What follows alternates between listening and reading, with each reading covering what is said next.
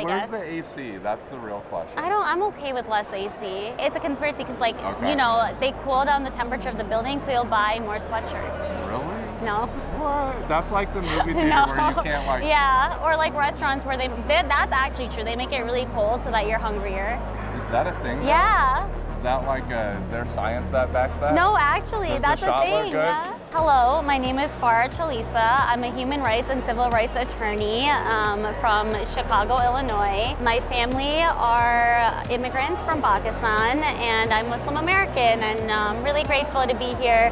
A huge supporter of the Palestinian cause and every cause for liberation and true freedom and justice. That's awesome. And okay, now there has been at least like 40 different sessions. Mm-hmm. Did you have a favorite one so far? Oh, that's really hard because they were so good and they were all different. Listening to Imam Omar Suleiman speak is always a beautiful experience. It always leaves me feeling emotional and heavy, but also like hopeful. And I feel like, you know, he said some things that I love.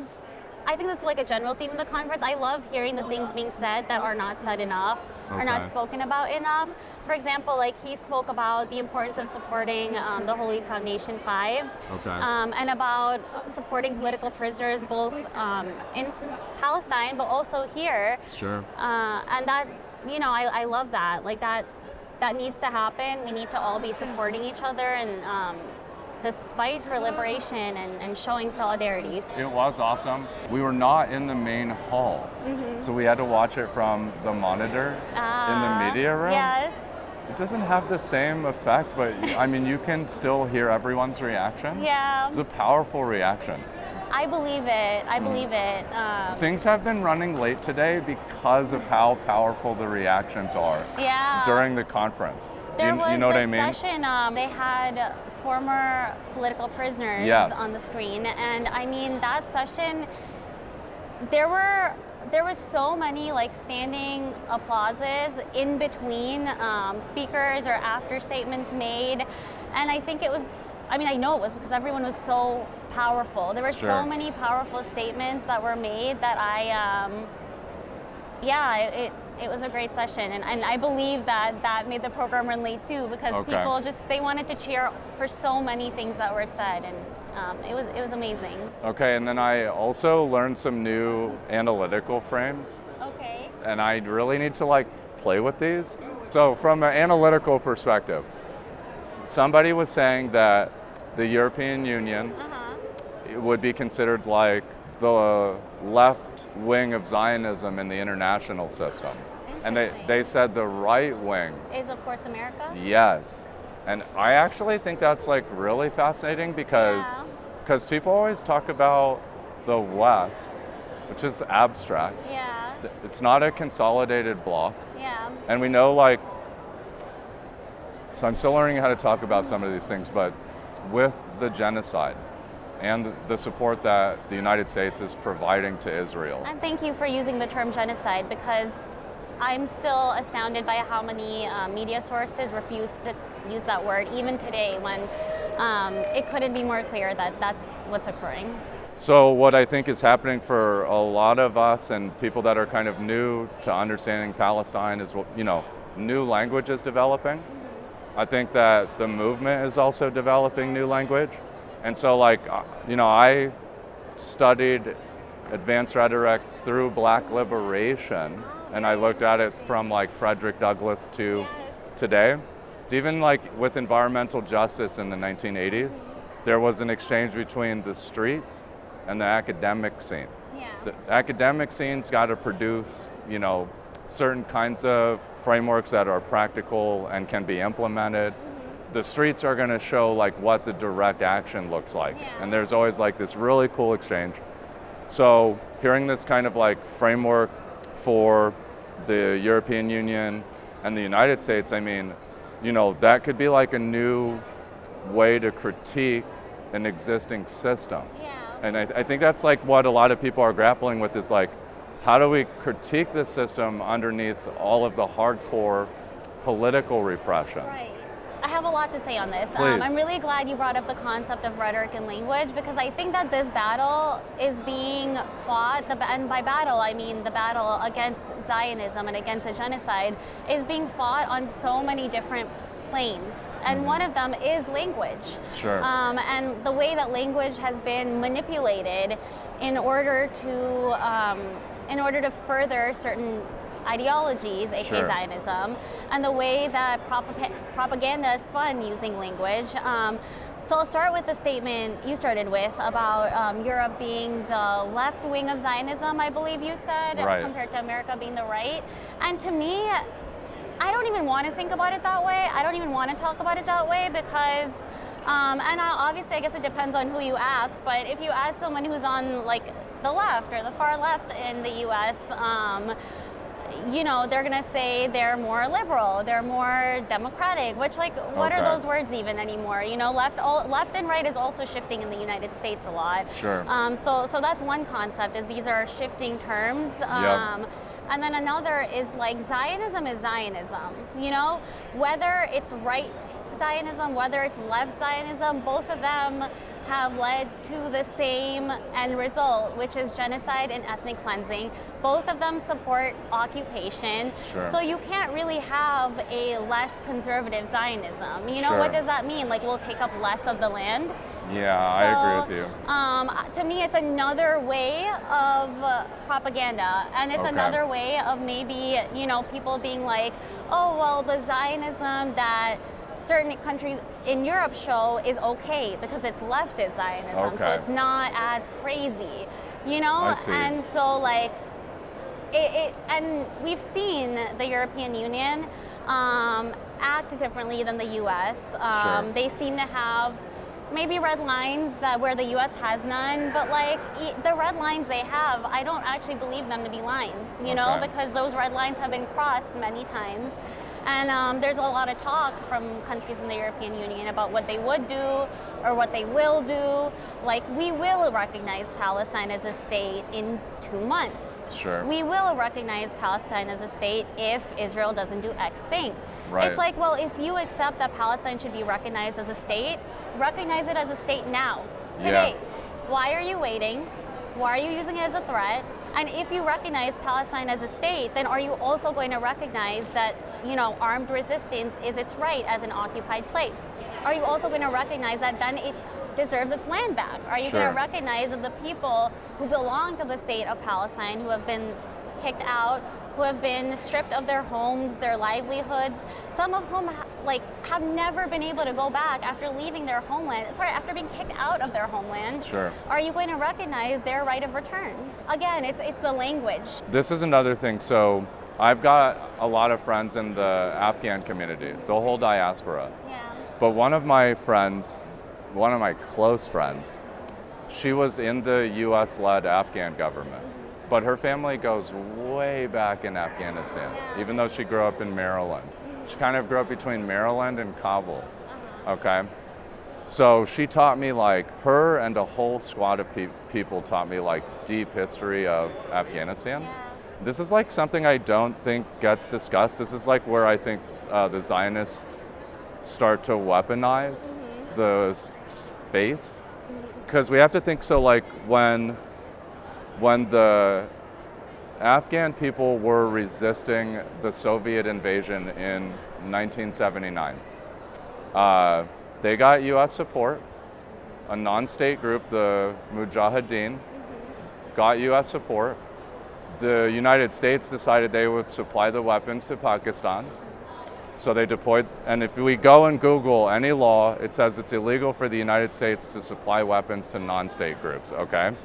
The United States supplies the weapons to Pakistan, trains the Mujahideen, provides the U.S. intelligence capability, provides everything, okay? I don't ever hear the Zionists call that terrorism, truly, right? And so that's one of the things where I think the word terrorism it's not clearly defined, and it's really a weapon for states to sanction individuals, non-state or state actors. And so if we look at the genocide and we look at the behavior of Israel, I mean, it seems reasonable to categorize it as terrorism. So then if we believe in human rights and international law, then we should be applying sanctions to Israel, and that should be a more normal conversation that institutions should be like seriously considering. And I think, and I know you got to say something, but I just want to say this. One of the most amazing things, like being on the ground with the movement and then also being here at the conference, is like just feeling like the energy in what you would think is a pretty hopeless situation, just feeling like the energy of the movement, of like just people trying to use every tool and resource available to them. So we are here in like a really powerful moment.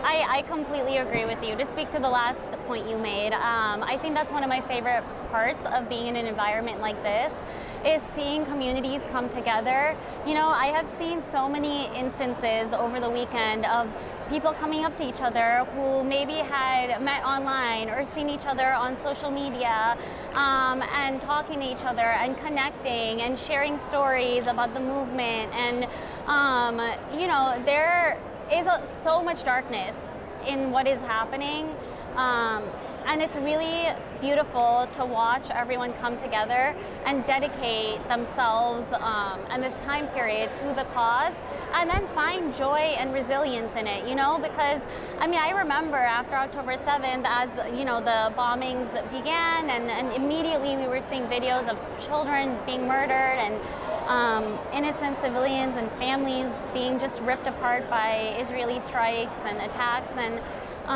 it was hard to get out of bed. You know, all I could do was lay in bed and scroll on Instagram and cry, and I think what lifted us all out of that is community coming together, and you know, this is the Palestinian Youth Movement has hosted this conference, which I mean, it's amazing. It is. Like, look at it. There are like 4,000 people more than that I think here. Yes. And for youth to put this on, it's reminiscent of the encampments, you know, Okay. and how amazing it was to me that these are college kids who have created a microcosm of what is really like the perfect ideal society on their college campuses. And should these things be left to the youth? Honestly, I'm sad that older society didn't take more of a role, that youth had to sacrifice potentially their careers, their degrees, in order to step up. Right. And do something. You know, I just spoke to a girl who earlier today who was telling me about how her degree is still being withheld like a year and something months later. And over political expression, and people call this the land of the free and the brave. I know. But we have brave people. Brave people are not free. Right. Oh, it's fascinating how that works. Props to the youth. They're amazing. This conference is fabulous.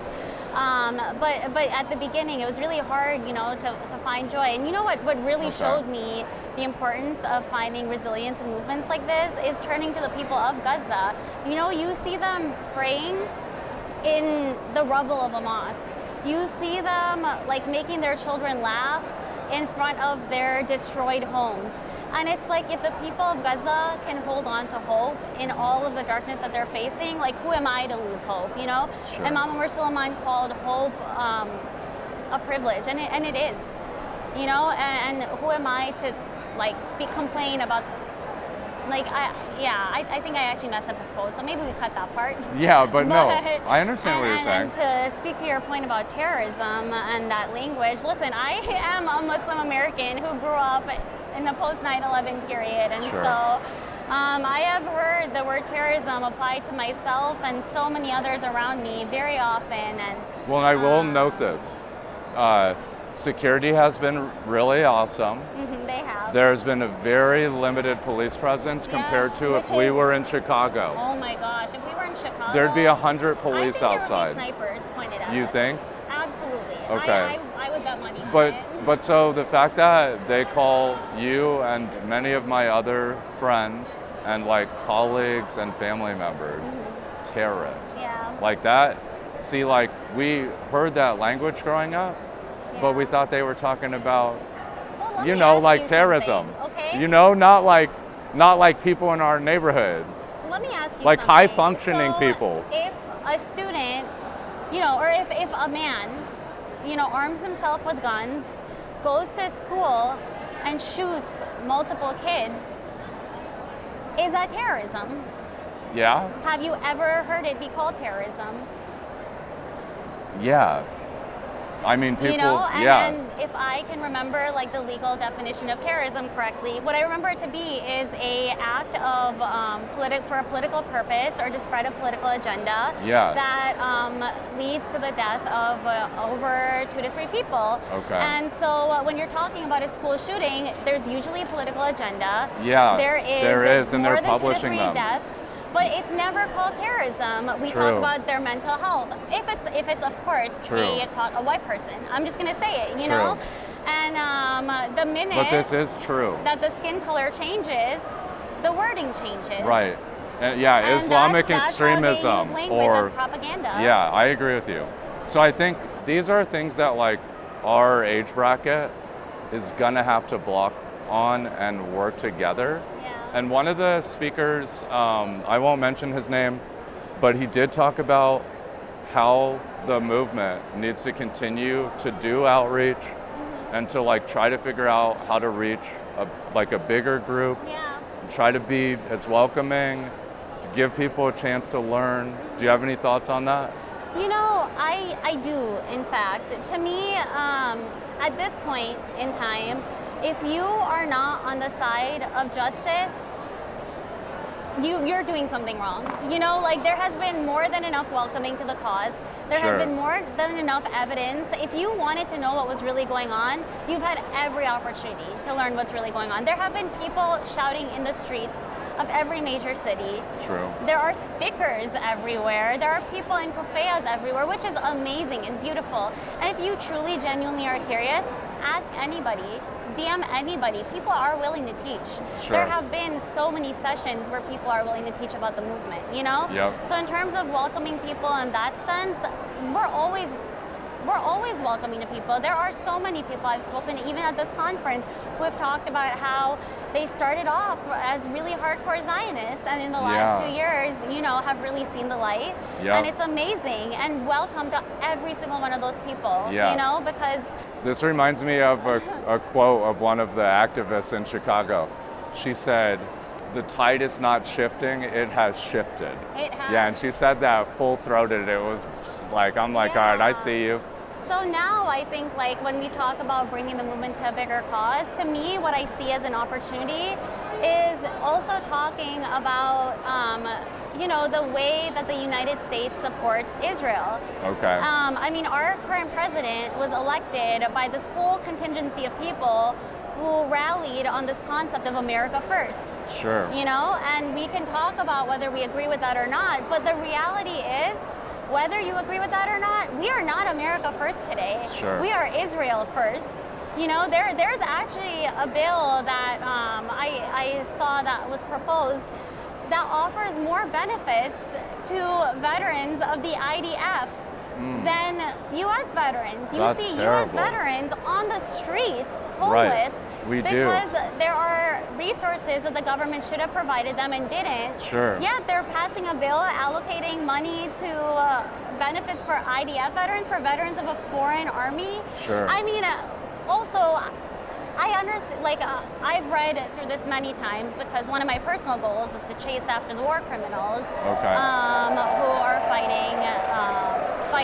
who are committing genocide, who have traveled from the U.S. to commit genocide abroad. Okay. People that have volunteered for the IDF. Okay. And, one way I like to think about it, because, we talked about, we used this analogy earlier, is so these are American citizens who go fight for a foreign army. Yeah. And legally, this is like Rahm Emanuel. Yeah, because it's an ally, it's accepted. Okay. Now Pakistan is considered an ally of the U.S. If tomorrow I were to get up and say I'm going to go fight for the Pakistan army, I don't think I would be treated the same way. No. I think I would be asked I agree. to revoke my citizenship. Yeah. Or I would be suspected of being a terrorist, because why did I leave this country? To fight for and a now Pakistan imagine military. if I went there and I said, I'm going to fight for my country. I agree with you. You know? In Pakistan. In Pakistan. Yeah, that would be unbelievable. Yeah, we and see. in this paradigm that Yeah. we're in, which basically says that we put Israel's interest over our interest here. And let's remind people, because sometimes people that are watching these discussions, they get triggered or confused. This is Americans. We're in Detroit, Yes. which is in Michigan. So this is American politics. And so this voice is going to become louder, and it's not going to stop. Yeah. That this is American politics. It is. So people need to kind of like maybe buckle up and like get ready for our American, Arab, Muslim, the whole diaspora that's here in the U.S. to be more vocal and more.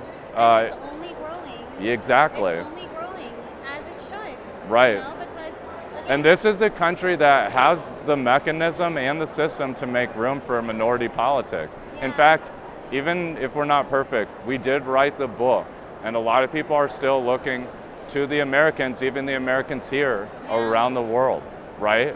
So I think, hopefully we'll just keep using our voices as best as we can from the different spheres that we're in. Anything else that you want to say? to finish my point about, what I want other people to know who might not be sold on the movement yet. Well, first of all, you're on the wrong side of history, and that will bite you which in the is butt. very Like, obvious. Please come to the right side. Second of all, think about where your tax money is going. Where do you want it to go? Whatever side of this you support, whatever your belief is, do you want your hard-earned money to be going towards guns and Sure. bombs? Or do you want it to be going towards your communities? Right. That is not a hard choice, I think. And I think most people should be thinking like that. But overall, I always like to end from a place of light and joy, because that is what I have learned from the Palestinian community, is the importance of holding on to joy and resilience in the wake of all of this. And so I agree with you. The movement is growing. I think we're going to continue to see it grow. And I think that, as part of that growth, we have seen so many institutions be put into place. We have seen systems. You hear a lot, and growing up I heard a lot, especially as someone who wanted to enter the legal field, about how the system is broken, these are broken systems. No, they aren't. Okay. The systems are functioning exactly as they were meant to function. They were just never made for us. True. But now what I see happening is we are making that space for us in the systems that were never meant for us, you know? We are shattering the illusions that they represent, and we are saying, if you're not going to build systems that work for us, we will rebuild the systems that currently exist into systems that represent us too.